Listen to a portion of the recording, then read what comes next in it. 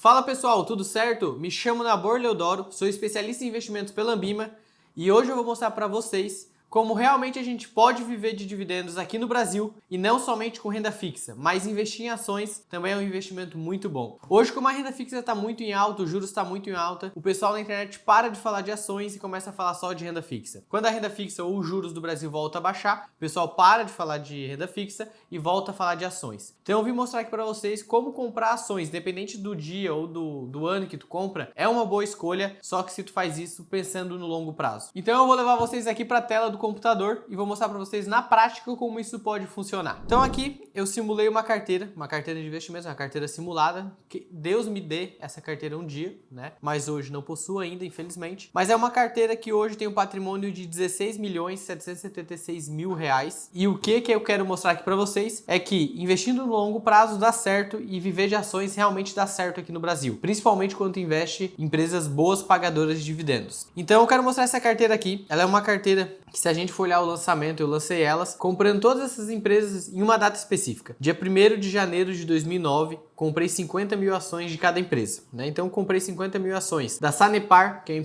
a companhia de saneamento do estado do Paraná. Comprei Banco do Brasil, Vivo, Copel, Klabin e Porto Seguro. Então aqui a gente tem um acrônimo que o Barsi fala muito, que é o BEST, né? Então a gente tem uma empresa de saneamento, que é um setor muito bom. A gente tem um banco, que é o Banco do Brasil, setor de bancos. A gente tem a Vivo, que é de telecomunicações. Temos a Copel, que é de energia.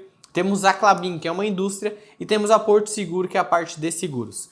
Então aqui um grande parênteses que eu quero fazer é que essa carteira aqui a gente comprou 50 mil ações de cada empresa e esqueceu, né? A gente tem outros lançamentos aqui, que foi um bônus da Klabin, bônus da Porto Seguro, e a Vivo, que era Vivo 4, VIVT4, mudou para VIVV3, então teve uma conversão ali em 2020. Mas se eu tivesse, assim que recebesse o dividendo, ter comprado mais ações e comprando mais ações ao longo do tempo, assim que recebe o dividendo, provavelmente essa carteira hoje estaria o triplo que ela tá. Então, se a gente pensa no longo prazo, a gente tem que comprar as ações e ir recomprando com o dividendo que cai. Não precisa ser necessariamente aquela ação, né? Ah, caiu ações do Banco do Brasil, eu vou comprar mais ações do Banco do Brasil. Não precisa ser assim. Só que aqui eu não fiz isso. Eu só comprei as ações e a gente esqueceu. Todo o dividendo que caiu nessa carteira, em tese, a pessoa já utilizou ali ela para viver. Então vamos parar de graça. Eu já falei aqui as empresas que eu comprei. Se a gente for ver questão de rentabilidade, quanto que o patrimônio subiu 189%, a variação dela, né, teve 189% de variação, como a gente pode ver aqui, e teve uma rentabilidade de 491%. Então lá na época foi gasto R$ 5.804.750 para comprar essas 50 mil ações de cada empresa,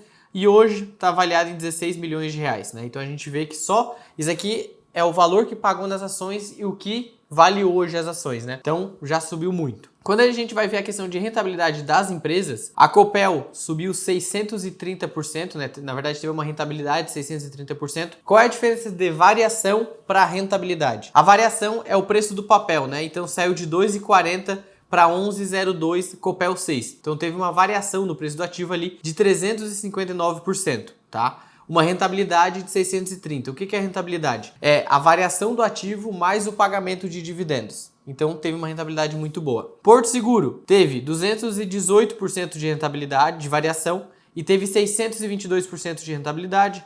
O Banco do Brasil aqui, pode ver que ele variou só 273%, saiu de R$ 7,34 para R$ 27.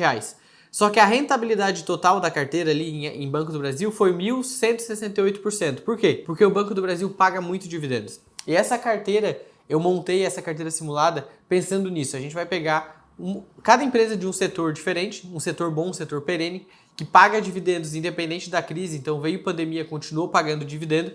E vamos comprar elas aqui para a gente ver a questão de rentabilidade e variação. Então, por exemplo, Vivo teve uma variação de 15% dos ativos, variou pouco e teve uma rentabilidade de 57%, tá?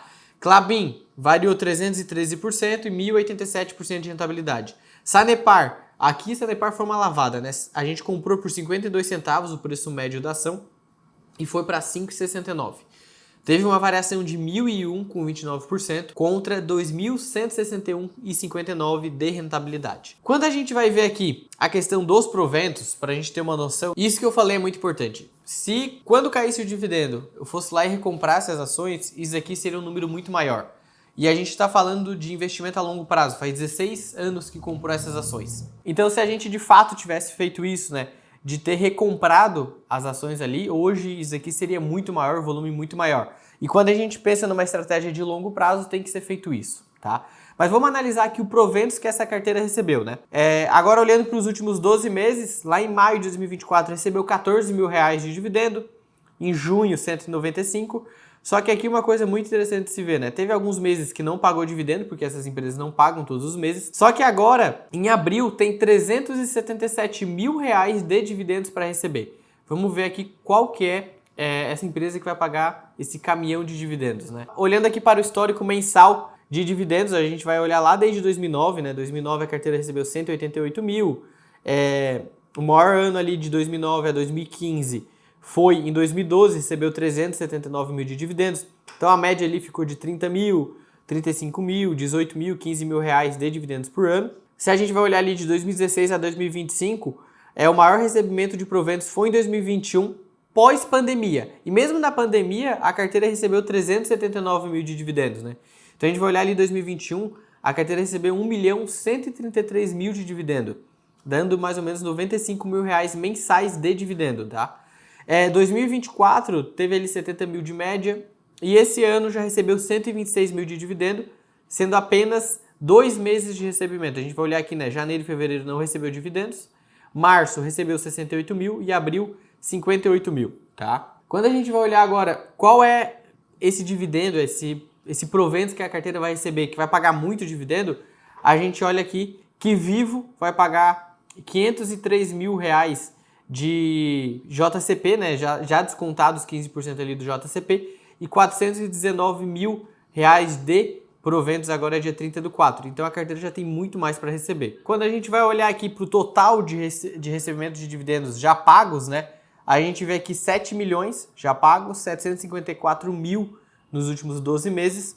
Mais uma coisa que muita gente me pergunta, qual que é a diferença, né, de eu investir em renda fixa para eu investir em ações? Então a gente pode vir aqui para a questão do gráfico para a gente analisar isso na prática. Isso daqui é a gente olhando desde o início a diferença entre a carteira, a nossa carteira, contra o CDI e o IPCA, né? Primeiro que a carteira sempre tem que render muito mais que o IPCA para a gente ganhar a valorização real do ativo. Então não adianta eu ter tido 200% de rentabilidade se o IPCA foi 200%, né? Então a gente tem que ter rentabilidade real. Quando a gente vai olhar ali na carteira, logo no começo, a carteira comparada ao CDI já foi muito maior, a rentabilidade. A gente vê que ali em dezembro de 2019 a carteira estava rendendo 342% versus 179% do CDI. E hoje em dia a carteira que está rendendo desde o começo, né, desde o início, 491,16% contra 333,25% do CDI. Então a gente olha que é uma diferença de mais de 100% entre investir em renda fixa ou investir em ações. Lembrando que essa carteira comprou ações uma única vez.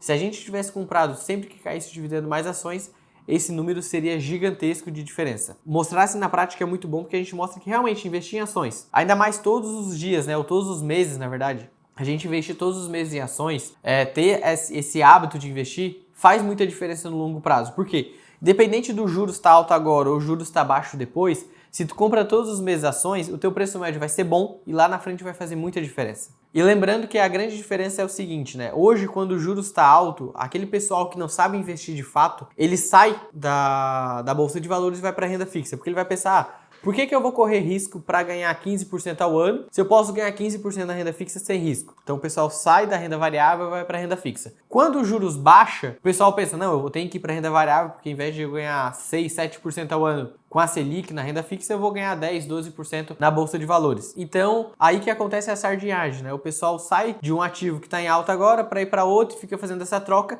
e nunca vai ganhar rentabilidade de fato. Então, a diferença de se tu tem uma estratégia de investir em ações, investir do que é que seja, né? Mas se tu tem essa estratégia fixa e esse hábito de investir mensal, faz muita diferença lá na frente. E aqui, claro que a gente está falando de investir somente em ações. Se a gente quer montar uma carteira bem boa de investimentos com uma estratégia personalizada, a gente tem que investir não somente em ações, mas pegar um pouco de renda fixa sim, aproveitar que o juros está muito alto agora e concentrar esses ativos para o longo prazo, ter as ações que estão muito baratas agora porque o juros está muito alto, a gente ter ativos no exterior também, isso faz muita diferença. Até porque se a gente for comparar aqui, né, a gente está falando de ações, a gente tem que comparar com o Ibovespa, porque o benchmark das ações é o próprio Ibovespa, né? Então se a gente comparar aqui com o Ibovespa, a carteira comprando boas empresas fez uma diferença absurda. Por quê? Porque o Ibovespa, ele concentra ali quase 60% do Ibovespa em 8 empresas, né? Então ele é um índice de liquidez, então não é um índice muito fidedigno para as ações brasileiras. Então quando o pessoal fala, vou investir na bolsa, tu olha aqui que nos últimos 16 anos rendeu 80%. Mas na verdade não é isso. Isso aqui é um índice que ele pega as empresas com mais liquidez diária na bolsa ali e usa para isso. Diferente do SP 500, que a gente olha para o SP 500, ele vai pegar as 500 maiores empresas em valor dos Estados Unidos e sim vai fazer sentido. Se a gente colocar aqui o índice de small caps, né, o SMLL, que é o índice das small caps brasileiras, também rendeu menos que o Ibovespa. Por quê? Porque vai pegar, as small caps não vai pegar aquela empresa que é boa e tirar aquela empresa que é ruim da carteira. Se a gente for considerar aqui o SPX, também rendeu menos que a carteira. O IDIV, que é o índice das empresas pagadoras de dividendo, rendeu já um pouquinho mais. E o IVVB11, que vai pegar a bolsa americana aqui, ele rendeu muito mais que a nossa bolsa brasileira. Então mostra aqui que quando a gente quer montar uma carteira com foco no longo prazo, a gente tem que ter um pouco de cada coisa. Então a gente vai ter realmente um pouco de renda fixa, porque é bom a gente se proteger do juros alto agora. Por exemplo, pegar um CDB de um bom banco a 15% para daqui a 5 anos é uma excelente escolha. A gente pegar ações a bons preços também é uma boa escolha. Só que a gente não pode deixar de dolarizar o nosso patrimônio, de botar um pouco de dinheiro lá fora, porque faz sentido também. Não precisa ser 100% da carteira, mas precisa ser um pouco. Então até comparando isso, a gente olha que até 3 de 2020, até a pandemia, o que rendia mais aqui era a carteira de fato. O IVVB11 começou a render mais, né? Começou a bater a carteira depois da pandemia, cresceu absurdamente por conta das empresas de tecnologia, todas as empresas lá dos Estados Unidos, e hoje está amassando a nossa carteira aqui, o IVVB11, que ele é um ETF que segue o ETF VV lá fora, que replica a bolsa americana.